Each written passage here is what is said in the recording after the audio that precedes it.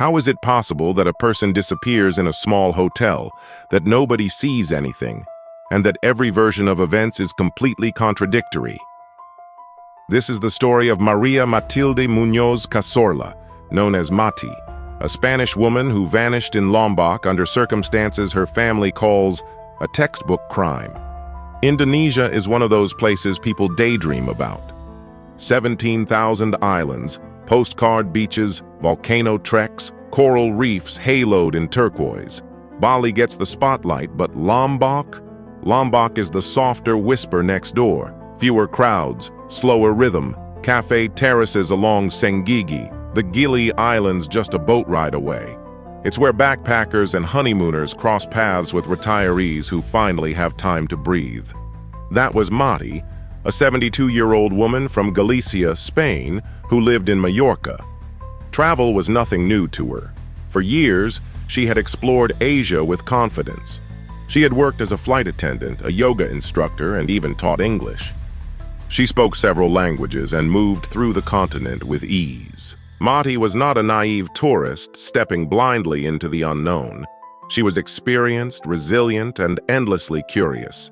Her friends, women she had often traveled with, said it immediately felt strange when she stopped responding, because this was someone who had built her life around mobility and communication. She was not the type to vanish without word. She booked herself into Hotel Bumi Aditya in Senggigi and paid in advance for a long stay. That little detail matters. People who intend to drift don't prepay 2+ weeks in one place. People who plan to settle do. For the first days, nothing is strange. Staff see her, guests notice her. She's the picture of a quiet solo traveler, steady, polite, present. And then, like a scene cut in the middle of a sentence, everything starts to blur. Hold that thought. Let's fix the timeline, because timelines tell stories even when people don't. July 1st, the last confirmed sighting of Mati. Whether she was just outside the hotel or inside depends on who you ask, but after that, no reliable sighting. July 5th. A message is sent from Mati's phone, not to her family, but to a hotel employee. It claims she has gone to Laos. On the surface, it sounds like a routine update. But there's a problem. The spelling is clumsy, the phrasing uncharacteristic, completely unlike the careful way Mati normally wrote. When her family later learns about this text, they immediately reject it as hers. To them, it looks like a fraudulent message, staged to mislead, and the timing only makes it stranger. She had already prepaid to stay in Lombok, so why would she suddenly abandon everything and fly to another country? July 24th. One of her travel companions, a woman who had planned to meet up with Mati that day, waited for her. They had agreed on a time and place. But Mati never showed. That meeting was never kept. For her friend, alarm bells went off immediately. July 28th. The first missing person report is filed in Sant Feliu de Guíxols, Girona, Spain, by one of her friends. A few days later, her nephew submitted another report in the Alcalá de Henares police station in Madrid. It took until August 5th for a complaint to be registered in West Nusa Tenggara, Lombok's province. You can almost feel the crucial hours dissolving in paperwork and time zones. August 13th. A formal Indonesian police investigation begins after a push from the Spanish embassy. August 24th. The breakthrough, or what passes for one. Workers at Hotel Bumi Aditya discover Mati's belongings in a dump site near the hotel. Clothes, toiletries, books, her backpack, everything that marked her daily presence, discarded. But the three things that mattered most, her passport, phone, and bank cards, are conspicuously absent. Those weren't abandoned. They were taken. That's the skeleton. The questions are the flesh. And this is where the case begins to fall apart. Not because of what we know, but because of everything that doesn't add up. Let's start with the hotel extension. Mati's original booking ended on July 1st. According to the receptionist, a woman named Mala, yes, ironically, Mala literally means bad woman in Spanish, Mati extended her stay on that date, paying until July 20th. Mala claims that after making that payment, Mati went to the beach, and that was the last time she ever saw her. But the hotel's own records tell a different story. They don't show an extension payment on July 1st. Instead, they record it on July 5th. That's already the first major contradiction. If the first booking ended July 1st and the extension wasn't logged until July 5th, then where was Mati supposed to be sleeping during those 4 days? Was she really in her room? Was she moved somewhere else? Or was the record deliberately falsified to cover a gap in the timeline? And it gets stranger. In the guest lists, Mati appears as a registered guest until July 6th, and then her name disappears. But remember, she had supposedly paid until the 20th. Why does her registration cut off almost 2 weeks early? Make it make sense. Then comes the room number fiasco. When police finally asked where Mati had been staying, hotel staff pointed them to room 111. But that was false. Mati had actually been in room 107, and when investigators eventually checked that room, they found it had been locked with a padlock, later forced open. Inside, the room was in disarray. The padlock had been forced open, and certain items were missing, among them, the television set.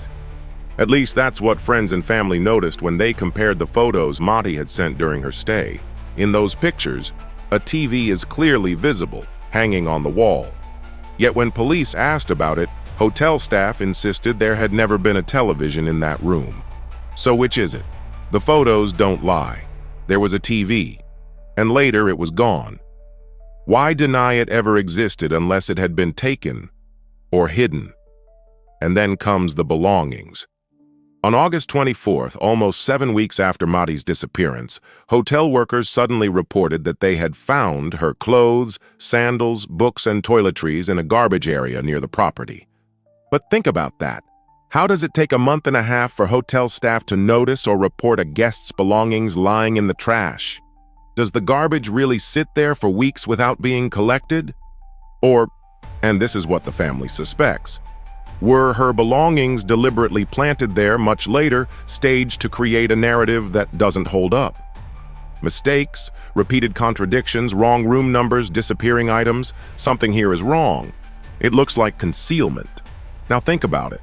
How does a hotel decide to throw away the clothing and belongings of a guest who had paid to stay until July 20th? Who makes that call? And why?